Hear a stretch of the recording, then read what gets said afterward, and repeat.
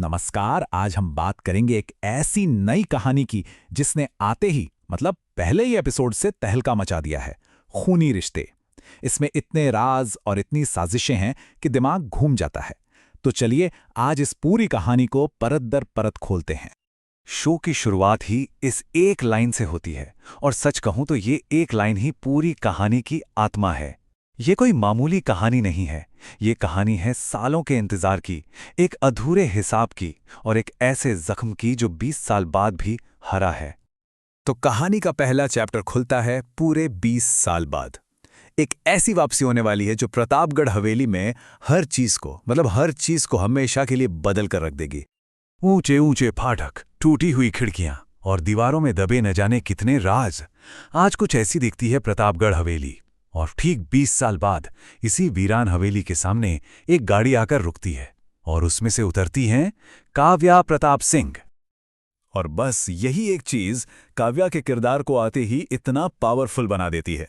सोचिए जरा, उसकी आंखों में जरा भी खौफ नहीं, कोई डर नहीं है, तो बस एक मकसद, एक अधूरा हिसाब बराबर करने का पक्का इरादा। लेकिन सवाल ये उठता है कि आखिर काव्या के अंदर बदले की आग जल क्यों रही है? इतनी नफरत आई कहां से? इस वजह को जानने के लिए कहानी हमें 20 साल पीछे ले जाती है, उस एक काली रात में। आज जो कुछ भी हो रहा है उसकी जड़ें सीधे 20 साल पहले हुए एक हादसे से जुड़ी हैं। ये 2 दशक सिर्फ गुजरा हुआ वक्त नहीं है, नहीं, बल्कि ये एक ऐसा गहरा घाव है जो आज भी रीस रहा है। 20 साल पहले एक तूफानी रात के अंधेरे में इसी हवेली से एक मां सुमित्रा देवी और उसकी 5 साल की मासूम बेटी काव्या को धक्के मारकर बाहर निकाल दिया गया था। और बस यही वो जख्म था जिसने काव्या की पूरी जिंदगी का मकसद ही बदल दिया। और पीछे से ये हुक्म सुनाया गया, मतलब एक ही पल में एक परिवार को तोड़ दिया गया और एक मासूम बच्ची के दिल में हमेशा के लिए बदले की आग भर दी गई। पर यह आवाज थी किसकी? ये कहानी का एक बहुत बड़ा राज है। तो अब काव्या हवेली में लौट तो आई है, पर अंदर है कौन?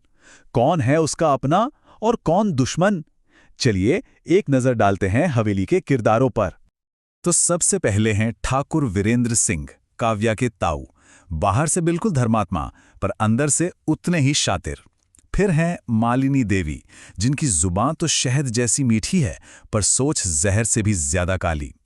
तीसरा किरदार है अद्वैत, हवेली का घमंडी वारिस जो खुद को शहंशाह समझता है।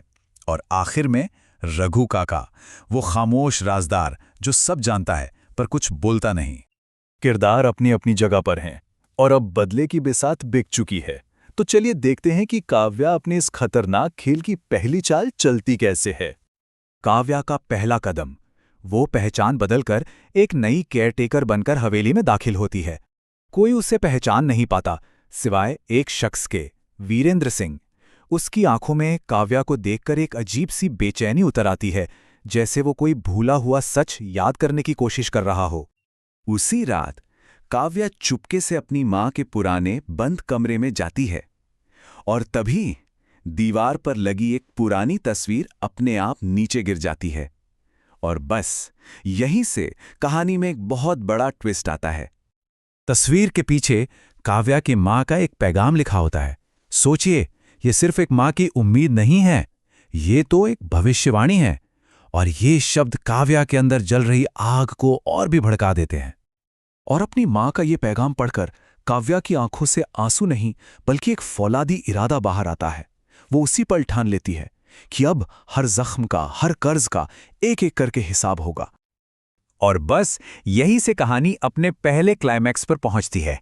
बदले का पहला वॉर होने वाला है, पर सवाल है कैसे और किस पर। सीन की शुरुआत होती है रात के गहरे सन्नाटे से। पूरी हवेली सो रही है या शायद किसी आने वाले तूफान के लिए तैयार हो रही है। और इस खामोशी के बीच कहानी का सेंटर बनता है दूध का एक गिलास, एक ऐसा गिलास जिसमें जहर मिला हुआ है। और तभी वो सन्नाटा एक जोरदार चीख से टूट जाता है। निशाना बनी है मालिनी देवी, जो जमीन पर बेहोश पड़ी हैं। और एपिसोड खत्म होता है इस एक शॉट पर। कैमरा सीधा काव्या पर जाता है और उसके हाथ में होता है वही दूध का ग्लास। सारा शक सीधी उंगली बस उसी पर उठती है। और यहीं पे एपिसोड हमें इस सबसे बड़े सवाल के साथ अकेला छोड़ देता है। क्या मालिनी देवी का बेहोश होना बस एक इत्तेफाक था, या ये काव्या के बदले के खेल की पहली सोची समझी चाल थी? तो इस पहले एपिसोड के बाद कई अनसुलझे सवाल हमारे दिमाग में घूम रहे हैं। पहला, काव्या की असली पहचान परिवार के सामने कब और कैसे खुलेगी? दूसरा, हवेली का वारिस अद्वैत वो काव्या का सबसे बड़ा दुश्मन बनेगा या उसका हमसफर? और तीसरा, सबसे बड़ा सवाल, 20 साल पहले की उस साजिश के पीछे का असली मास्टरमाइंड आखिर था कौन? इन सभी सवालों के जवाब के लिए हमें आगे की कहानी का इंतजार करना होगा।